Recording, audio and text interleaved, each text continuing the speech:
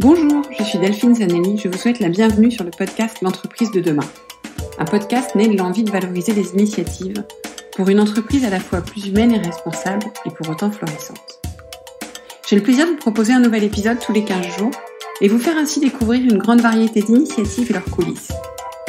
Convaincue que chaque entreprise a ses spécificités, son histoire et son chemin, je ne souhaite pas valoriser un type de démarche ou une méthode, mais bien vous faire partager la richesse et la diversité des convictions et expériences, tout autant d'experts que de dirigeants d'entreprise, de toute taille et de tout secteur. Libre à vous d'y puiser ce qui vous inspire. Et si ça vous plaît, pensez à le partager et surtout à noter aussi le podcast sur iTunes. Cela m'aide à le faire connaître, à valoriser ses pratiques et ça contribue à l'existence du prochain épisode. Ce podcast vous est présenté par Conversation. Conversation accompagne les entreprises pour leur permettre d'impliquer et enthousiasmer leurs équipes, de faire de leurs collaborateurs leur meilleur atout et premiers ambassadeurs. Pour cet épisode, j'ai le plaisir d'interviewer Fabienne Brocara. Journaliste de profession, elle a créé en 2016 le webzine de bien-être au travail My Happy Job. Une communauté qui rassemble aujourd'hui 22 000 lecteurs. Elle a créé ce webzine avec la volonté de partager et valoriser les initiatives partout en France. Fabienne nous fait ici partager son enthousiasme et son expertise sur les sujets de qualité de vie au travail, en nous livrant ses convictions, nourries de ses multiples rencontres et échanges. Nous parlons bien sûr de sens et de confiance, qui sont deux points déterminants dans l'engagement, la fidélité et l'efficacité des collaborateurs. Nous échangeons aussi sur les tendances et pratiques du moment, et bien sûr sur le futur du travail. Je ne vous en dis pas plus et vous propose de l'écouter.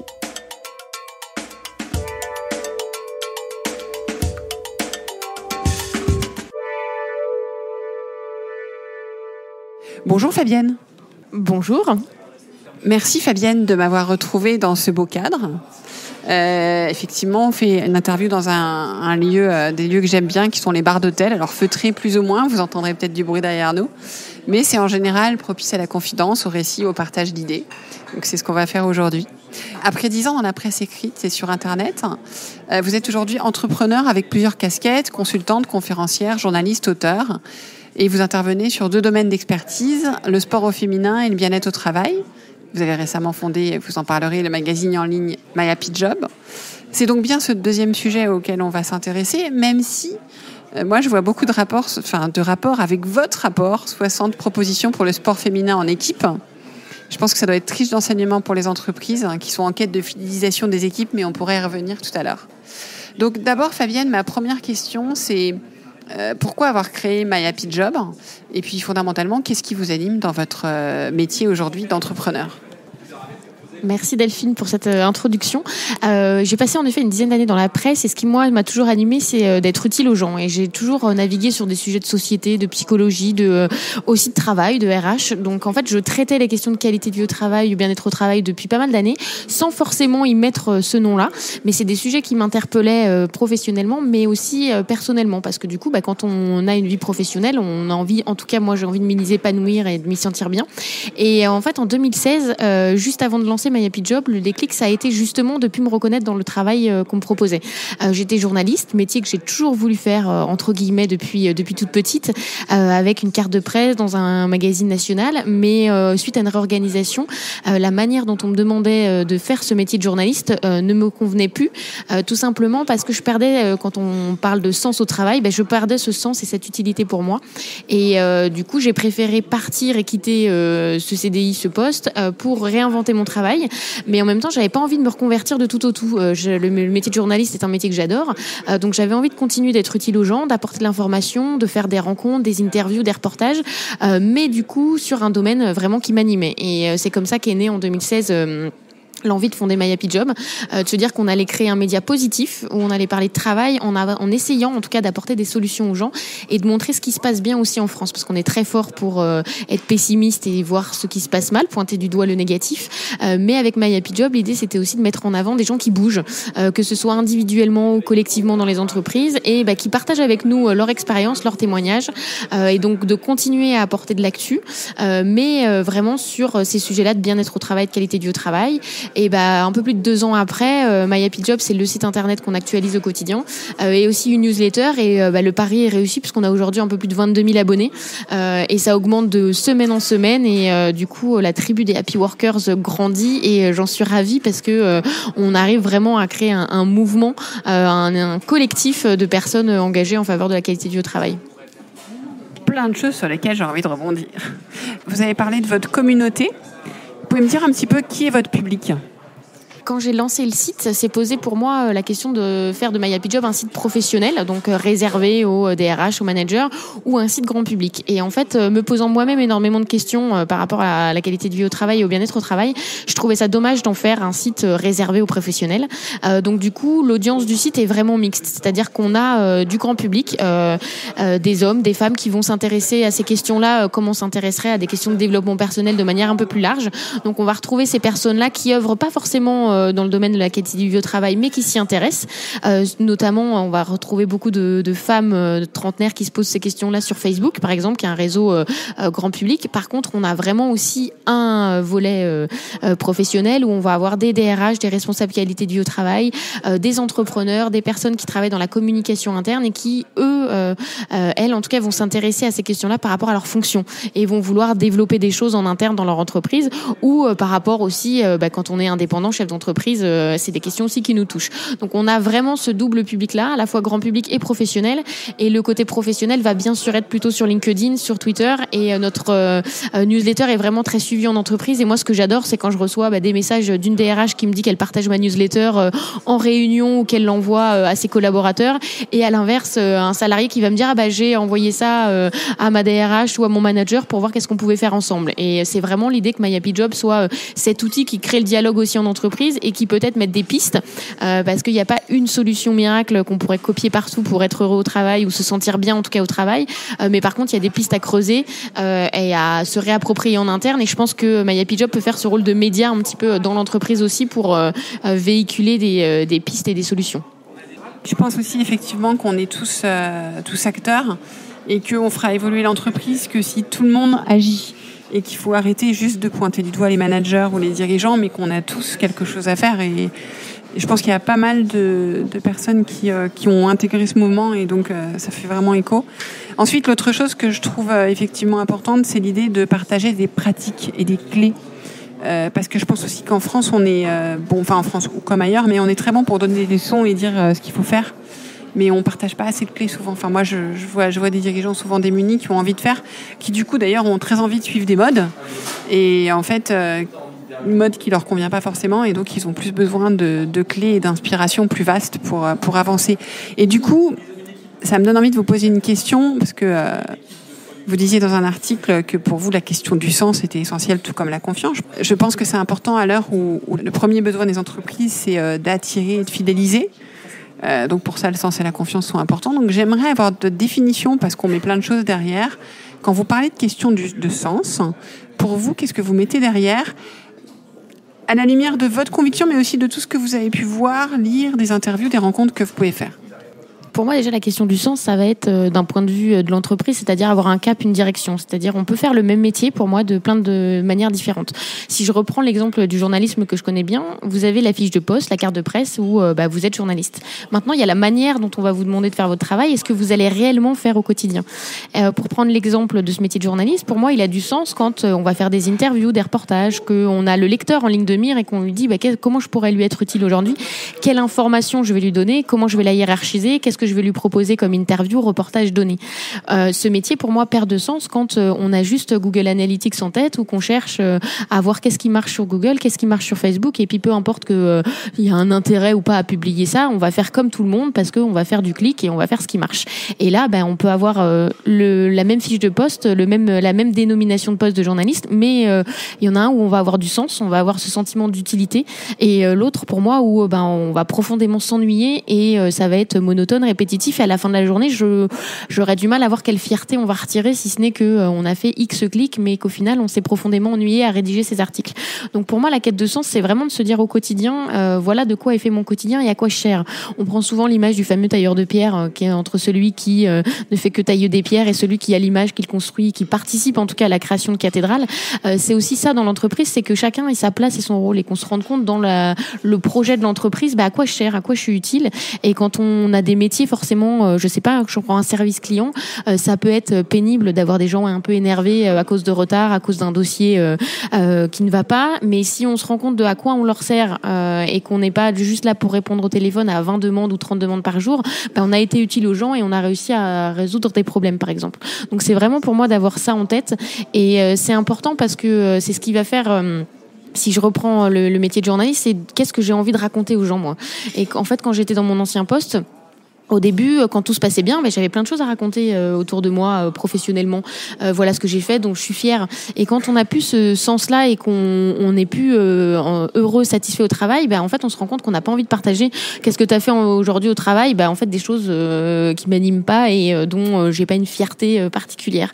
Donc du coup, je pense que le sens pour moi doit vraiment s'ancrer dans le quotidien, plutôt d'avoir quelque chose de très théorique ou de tout de suite voir le métier passion ou le métier faudrait se reconvertir pour avoir un métier manuel qui fait sens. Pour moi, ça va vraiment au-delà de ça. C'est dans chaque métier, on peut retrouver du sens. Maintenant, il faut savoir des fois le réinventer. Et du coup, ça peut être rester en interne, mais revoir ses pratiques ou alors quitter l'entreprise parce qu'on ne partage plus les valeurs ou la manière de faire son travail. Alors, je partage beaucoup ça avec vous. Je pense que l'entreprise aussi peut toujours redonner du sens. En fait, même le travail qu'on peut juger le plus ingrat, vu de l'extérieur, il peut y avoir du sens. Là, je parle en connaissance de cause de personnel de nettoyage que j'ai accompagné et qui ont à retrouver du sens dans leur travail, en fait. Le pourquoi. Alors, on est d'accord que c'est un boulot alimentaire, il n'y a pas de débat. Mais à un moment donné, l'utilité, elle existe et l'utilité, elle se retrouve. Et donc, le plaisir se retrouve. Si effectivement, c'est un projet de l'entreprise et que les valeurs sont partagées, etc. Mais je pense que c'est important et qu'on a tendance à avoir cette dichotomie parfois de dire j'ai pas de sens, donc je vais aller faire autre chose, et qu'en fait, finalement, le sens, on peut toujours le trouver. Et je suis d'accord que c'est vraiment raccordé à la notion d'utilité, que ça doit être très, très, très concret, très pragmatique. Et j'ai envie de vous demander votre avis sur une deuxième thématique que vous abordiez, qui est la confiance, qui est un sujet clé. Quelle est votre définition de la confiance ? Là encore, moi, ce que j'aime bien dans les concepts comme ça, quand on parle de confiance, de bienveillance, c'est comment ça s'incarne au quotidien. Un manager qui va faire confiance, c'est un manager qui va, par exemple, laisser ses collaborateurs en télétravail et pas les fliquer en essayant de voir s'ils sont connectés dès 9h du matin, s'ils sont bien connectés jusqu'à 19h, si ils répondent à vos messages. C'est plutôt un manager qui va se dire, j'ai des objectifs avec cette personne, on a un suivi, je sais sur quoi elle doit travailler, le rendu qu'elle doit me faire cette semaine, je lui laisse son télétravail. Si on a des réunions, on les cale, mais du coup qui va laisser cette autonomie-là aux salariés plutôt que d'être dans le contrôle. Donc pour moi, la confiance est clé et elle doit être réciproque, c'est-à-dire que c'est à la fois le manager envers son collaborateur, mais inversement. Et quand il n'y a plus cette confiance, ça devient très dur, je pense, au travail, parce que du coup, on a le sentiment d'être contrôlé, que ce soit dans les horaires. En France, on est encore, hélas, très dans la culture du présentéisme qui veut que qui reste au travail tard travaille, alors que qui va quitter tôt, forcément, ne fait rien. Et si on est en télétravail, il y a encore des entreprises où on a une certaine forme de méfiance. On est en télétravail, donc on va plus s'occuper des enfants et moins travailler. Et je pense que être confiant, c'est aussi en confiance, c'est aussi sortir du cadre qu'on a établi en termes d'horaire, le 9h-18h, en termes de je travaille à mon bureau. Et faire confiance à quelqu'un, c'est aussi accepter que la personne ne va pas forcément travailler comme vous, va peut-être travailler de manière différente, mais le résultat sera là. Donc c'est aussi sortir des schémas un peu classiques préétablis et accepter que les autres ne travaillent pas forcément comme vous, mais que pour autant ce sera aussi très bien.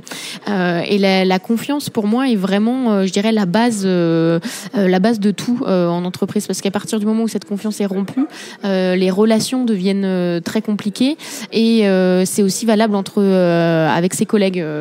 On a souvent au travail une binôme ou un binôme, quelqu'un avec qui on a pleinement confiance, ça change quand même totalement le quotidien quand vous travaillez avec quelqu'un, vous vous posez pas des questions de est-ce que je vais me prendre un poignard dans le dos, est-ce qu'elle va vouloir prendre ma place, et avoir ce climat de confiance, c'est travailler pour moi sereinement. Voilà, c'est arriver au travail en n'ayant pas de boule au ventre et en se disant que on est tous là pour travailler ensemble et pas les uns contre les autres, et que on peut aussi être soi au travail. La confiance permet ça, je pense. Ouais, être soi au travail et révéler ses talents, c'est important, c'est vrai, pour apporter tout ce qu'il y a à apporter.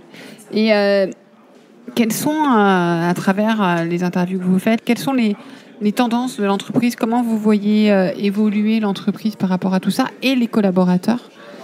Qu'est-ce que vous constatez aujourd'hui? Je pense qu'on est vraiment au-delà de la prise de conscience par rapport à la qualité du travail et au bien-être au travail. Moi, ce que je constate, en tout cas dans les reportages ou les interviews qu'on a pu faire et dans les mails aussi que je reçois, c'est que ça touche aujourd'hui des domaines très variés. On peut avoir la tendance de la qualité du travail, le bien-être au travail, c'est les startups ou les grands groupes. Je pense qu'aujourd'hui, on est bien au-delà de ça. On a des PME partout en France qui bougent. Les dirigeants n'ont pas forcément l'envie, ou en tout cas ont l'impression de faire des choses normales et affichent pas forcément ça. Et tant mieux. Mais du coup, je pense que ça va vraiment dans tous les domaines. Vous avez des hôpitaux aujourd'hui qui bougent. On a parlé, par exemple, récemment sur le site de l'hôpital à Évreux, où le chef de service des urgences a imposé la sieste au travail, parce que du coup, pour à la fois que les médecins travaillent mieux, mais aussi pour réduire le risque de fatigue, le risque de mauvaises décisions. Donc, il y a des hôpitaux qui bougent. Il y a vous parlez d'entreprises de nettoyage. On a aussi parlé, par exemple, d'une entreprise de nettoyage à Génette, dans le nord de la France, qui, du coup, a beaucoup travaillé pour apporter davantage de reconnaissance au personnel qui nettoie les bureaux. Ça allait, par exemple, dans le changement d'horaire, c'est-à-dire au lieu de travailler de nuit ou tard le matin ou très tôt le matin, tard le soir, on va travailler en journée pour qu'on rencontre les clients. Et du coup, c'est valorisant aussi pour le personnel. On va les former parce que c'est des gens qui n'ont pas forcément des qualifications en termes de diplôme et d'études, donc on va leur proposer des formations. Donc, je pense que ce que je constate aujourd'hui, c'est que c'est vraiment faisable partout, à partir du moment où il y a une volonté de la direction d'agir en ce sens. Et je pense qu'au niveau des collaborateurs, ça bouge énormément aussi, parce qu'avec les réseaux sociaux, Internet, les médias aujourd'hui, on voit ce qui se passe ailleurs. Donc il y a vraiment la conscience de se dire peut-être sortir d'une forme de fatalité. Maintenant, il faut être réaliste aussi. On est en plein procès de France Télécom, donc il y a aussi partout en France, hélas, des entreprises où on a encore beaucoup de burn-out, où on a encore un management toxique. Donc, faut pas nier cette réalité. Maintenant, je pense qu'on a vraiment des entreprises qui veulent que ça bouge. Et on est aussi à un moment où le bien-être au travail, le bonheur au travail, la qualité du travail devient entre guillemets à la mode, et des questions d'affichage. Donc, je pense qu'on est aussi aujourd'hui à un carrefour où, comme le développement durable il y a quelques années, on fait le tri entre les pratiques vertueuses et le greenwashing, où on parle aujourd'hui washing, où on a un peu le vernis qualité de vie au travail, et au quotidien il y a un gros décalage avec ce que vivent les salariés. Donc je pense qu'on est vraiment au-delà de la prise de conscience. C'est un sujet qui parle à beaucoup de monde, et c'est aussi intéressant parce que c'est une aspiration, je pense, de plus importante des salariés. C'est pas forcément qu'une question de génération. Faut pas penser que les jeunes salariés révolutionnent tout. Je pense qu'ils affirment beaucoup de choses beaucoup plus tôt que les autres, mais que ça coïncide aussi avec des aspirations de collaborateurs qui ont 30, 40 ou 50 ans. Mais par contre, qu'on en parle davantage et qu'il y a des sujets qui émergent de plus en plus, comme la conciliation vie pro-perso, comme on parlait de la question du sens. Donc pour moi, c'est vraiment une période un peu en pleine ébullition, vraiment un dynamisme, et qu'il y a beaucoup d'acteurs qui commencent à agir sur le sujet, et qui font que ça commence à changer. Je vous dis pas que ça change tout du jour au lendemain, parce que c'est des choses qui demandent du temps. Mais par contre, je pense que par rapport à il y a 5 ou 10 ans, on a quand même fait du chemin, et que ça va aller en ce sens, et que c'est pas une mode, mais plutôt une tendance de fond. Je partage aussi, mais parfois les entreprises s'y sont aussi attelées parce qu'elles ont compris que c'était le nerf de la guerre pour développer leur business, et c'est très bien. Je pense aussi qu'en France, ça me rapporte à la première interview de ce podcast, c'était avec Dominique Steller, un chercheur justement sur tous ces sujets, et qui disait qu'il fallait pas avoir un regard binaire, et qu'il fallait accepter qu'on fasse des choses très bien dans une entreprise et qu'il y ait des choses moins bien. Et en fait, c'est vrai que je vois beaucoup d'entreprises qui veulent laver plus blanc que blanc en 2 jours, sauf que c'est pas possible, qu'il faut accepter qu'il y a une évolution de la culture, une évolution de l'entreprise, et qu'elle n'est pas immédiate. Et donc je pense qu'il faut avoir aussi beaucoup de tolérance par rapport à ça. Et c'est vrai que tu parlais du cas de France Télécom. Je pense qu'il y a des entreprises qui connaissent des grosses difficultés, mais qui entreprennent aussi, alors là je ne sais pas dans le cas précis, mais qui entreprennent aussi des démarches très vertueuses. Et donc je pense que c'est important aussi C'est vrai que certains le font de façon discrète, mais j'ai créé ce podcast pour ça et quelque part My Happy Job y répond aussi. Je pense que c'est important de leur donner la parole parce que quand on parlait d'entreprises de nettoyage, je retombais sur des questions que se posent d'autres entreprises. Et donc c'est intéressant aussi de voir comment font les confrères qui font les mêmes métiers ou d'autres métiers. Et en fait, ça donne des idées et ça encourage à l'action. Et je pense que c'est le côté très vertueux des réseaux. Et c'est aussi quelque chose sur lequel je suis personnellement convaincue, donc je le fais. Il est important d'engager les collaborateurs à prendre la parole pour partager ce qui se fait aussi, pour qu'entre collaborateurs aussi ça infuse et ça amène des pratiques de la part des collaborateurs. Et justement, ce qui est intéressant, hier par exemple, j'intervenais en entreprise par rapport à mon livre sur la déconnexion, et c'était intéressant de voir que dans la même entreprise, des équipes avaient mis en place des bonnes pratiques, d'autres pas, et du coup l'atelier, la conférence qu'on a fait a permis d'échanger, et que justement il y ait l'idée à la fin de l'atelier de se dire tiens, on va partager nos bonnes pratiques, et parce qu'il y avait déjà des choses bien qui étaient mises en place par certains. Donc du coup, je pense que c'est très important dans les entreprises. Des fois, on a l'impression que ça bouge pas, mais il peut y avoir des équipes qui sont un peu moteurs en termes d'engagement sur certains sujets. Donc ne pas hésiter en effet à partager ça, parce que c'est encore plus puissant et fort quand ça vient aussi des collaborateurs de l'entreprise, parce qu'on voit que c'est possible, c'est les pairs qui parlent dans l'entreprise, et c'est les mêmes contraintes que nous, c'est la même entreprise, le même quotidien. Donc ça montre vraiment que c'est possible, et après ça va être, comme je disais, il n'y a pas une recette à copier-coller, donc ça va être à aménager selon les métiers, les usages, le quotidien de l'équipe, mais au moins ça prouvera qu'il y a des choses qui peuvent se passer dans votre entreprise. C'est très juste. Et du coup, qu'est-ce que My Happy Job va continuer à faire pour ça ? Comment ça va continuer à évoluer ? My Happy Job, en fait, cette année, on va fêter nos 3 ans en septembre, et grâce à une forte mobilisation collective, on a lancé une campagne de financement participatif en avril qui a bien fonctionné, qui nous a vraiment montré qu'on avait une très bonne communauté derrière, et des lecteurs qui tenaient au site et qui voulaient nous voir grandir. Donc en fait, la V2 du site va sortir en septembre, et pas plus tard que ce matin, je travaillais avec mon développeur dessus et je commençais à avoir les premières maquettes, donc ça fait vraiment très plaisir. Et l'idée, c'est vraiment, on est un site qui est très écrit aujourd'hui, qui passe par beaucoup d'articles, qui est moi vraiment mon cœur de métier, la rédaction, et là on va s'ouvrir vraiment avec plus de vidéos, de podcasts, proposer des supports vraiment différents. On va aussi proposer un site en anglais à partir de la rentrée, et on va essayer d'aller voir de plus en plus les bonnes pratiques, pas seulement en France mais aussi à l'étranger, pour pouvoir partager avec le plus grand nombre ces thématiques là. Et vraiment, nous, ce qui nous tient à cœur dans la V2 du site, c'est de se dire de continuer à être utile au plus grand nombre, mais peut-être de manière un peu plus interactive par rapport, pour vous donner un exemple aussi concret, on a des hors-séries qui sortent plusieurs fois dans l'année, thématiques. Le prochain sortira pour la semaine de la qualité du travail, et l'idée, ça va être de vraiment rendre ces hors-séries qui sont aujourd'hui des magazines téléchargeables en ligne, plus interactifs, avec du contenu, des PDF, des contenus à aller voir sur d'autres sites, donc vraiment l'idée d'être encore plus interactif et de répondre encore plus au quotidien des salariés, des indépendants, des entrepreneurs. Et donc on fait peau neuve en septembre, et j'espère que ça plaira aussi à nos lecteurs, mais c'est enthousiasmant de réavoir ce côté un petit peu page blanche à écrire, et d'avoir la liberté de se dire où est-ce qu'on a envie d'aller, et de voir que les gens sont là pour nous soutenir. C'est juste génial. Comme quoi, c'est qu'il y a un vrai besoin. Et du coup, pour nos auditeurs, c'est facile, vous tapez My Happy Job dans un moteur de recherche, quel qu'il soit, c'est très bien référencé, vous tomberez dessus, et n'hésitez pas à vous abonner à la newsletter, c'est très utile. Fabienne, une dernière question que je pose traditionnellement dans notre podcast. Je voulais savoir quelle était votre vision de l'entreprise de demain, qui peut être déjà aujourd'hui, vers quoi elle va, comment vous la voyez fonctionner d'une manière générale. Je dirais, moi, l'entreprise de demain, dans la version idéale, ce serait une entreprise, quand on parlait tout à l'heure de confiance, qui laisse de plus en plus de place aux collaborateurs dans la gestion des projets. Parce que je pense qu'il faut qu'on arrête avec cette vision de poste où je suis à la compta et je m'occupe strictement de ma fiche de poste, je suis au marketing et je ne fais que ça. Je suis persuadée qu'on peut beaucoup plus travailler de manière transverse quand c'est utile. L'idée, c'est pas forcément de faire du collaboratif à tout va, mais en tout cas, laisser les collaborateurs qui ont envie d'être sur des projets transverses et de monter en compétence sur certains domaines, qu'ils aient cette autonomie-là.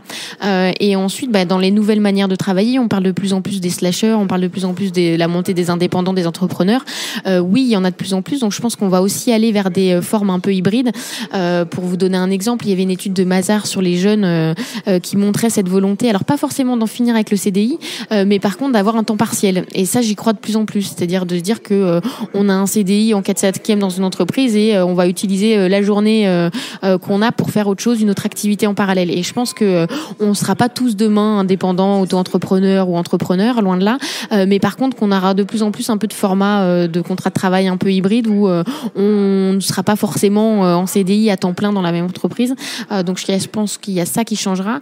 Et après, j'espère qu'on ira vers des entreprises où on est à l'écoute des salariés, où on laisse vraiment le salarié qui a des idées, des projets, qui soit moteur. Et je crois beaucoup à l'intrapreneuriat, où ça permet justement de monter ses projets en interne et de les voir grandir de manière sécurisante, et c'est gagnant-gagnant pour l'entreprise et pour le salarié.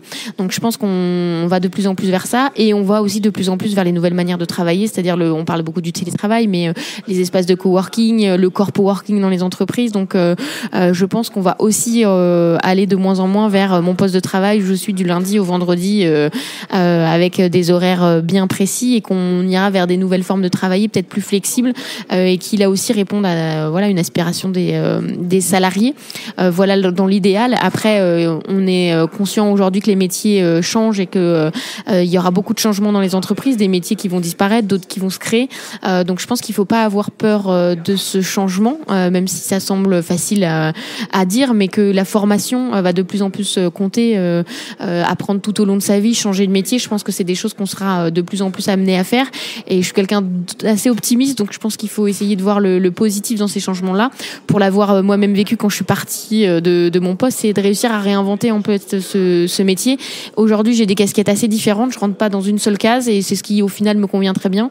Et peut-être que dans 5 ans ou 10 ans, je serai très content d'être à nouveau salarié dans une entreprise, et je pense qu'il faut se laisser cette liberté-là, et s'écouter. Ce serait un petit peu mon conseil pour finir.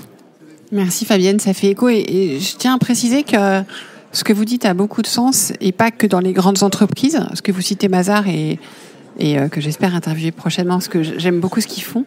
Et je les cite souvent par rapport justement à cette ouverture. Et justement, en discutant avec une dirigeante d'une PME de 50 personnes dans l'industrie, entre guillemets, vraiment à la dure, ces gars, comme elle les appelle, ils restent parce qu'elle a une attention et les aide à développer leurs projets par ailleurs. Donc c'est basé en Savoie, donc certains c'est de la montagne, certains c'est... Et en fait c'est un vrai levier. Donc parfois j'entends, non c'est pour des cadres... Non, c'est vrai pour toute population, dans tout type d'entreprise. Et je pense que c'est une clé très importante. Cette dirigeante disait à juste titre que ça lui prenait beaucoup de temps, mais un dirigeant lui a dit combien tu en gagnes par rapport à ça. Et je pense que c'est vraiment une clé. Donc je partage ce point de vue. Quant à la transformation des métiers, là aussi, je rencontre des petites entreprises, même industrielles, qui recrutent de plus en plus sur des compétences comportementales, puisque les métiers évoluent beaucoup parce qu'il n'y a pas les formations forcément, et qui sont prêts à faire des efforts d'adaptation par rapport à ça. Donc je pense que ce que vous dites fait fortement écho, et pour vraiment tous les types d'entreprises. Merci beaucoup Fabienne. Merci beaucoup Delphine. Merci pour votre écoute. Cela vous a plu? N'hésitez pas à me le dire et le partager. À noter l'épisode également.